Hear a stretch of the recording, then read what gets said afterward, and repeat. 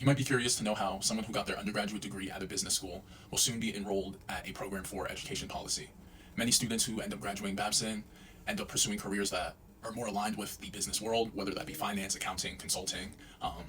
So, how did I become the outlier? Well, truth is that Babson was always sort of my outlier. Most of my life, I had this dream of being a writer. I always thought I would end up in journalism, where I would free write or creative write on the side in hopes of one day writing that book that would put me on the map. I'd always loved storytelling growing up, and writing seemed to be the perfect medium for me to sort of explore emotions that I did not always understand.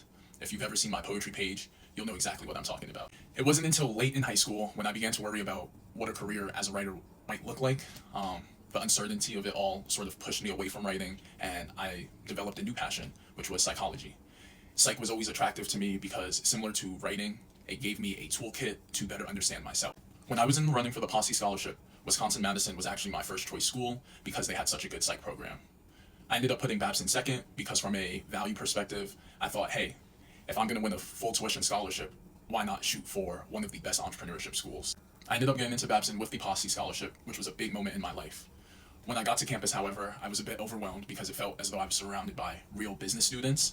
What I mean by that is these were students who were coming in already having backgrounds in working with businesses. They sort of knew the jargon already, and many of them already had credits.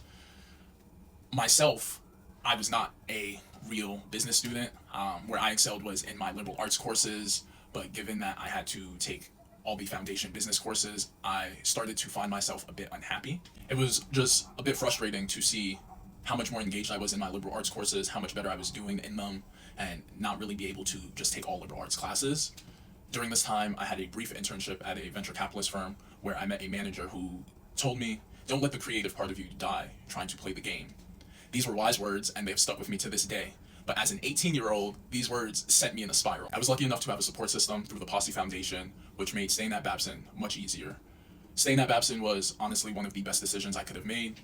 While at Babson, I learned how to work with diverse people, people coming from all different types of backgrounds, and it really expanded my problem-solving mindset. Staying at Babson allowed me to have this aha moment around the time I was a junior.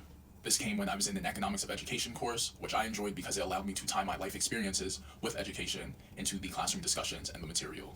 This class provided me with the chance to do a deep dive into the education system. It allowed me the opportunity to research different aspects of the system and find solutions to the problems that I had uncovered. Beyond this, the course allowed me to translate my findings through writing, which is something I really enjoyed. Taking this course ignited a passion in me to pursue a career in which I could create a better, more equitable education system, and that is how I ended up here today. As you can see, my journey is anything but linear.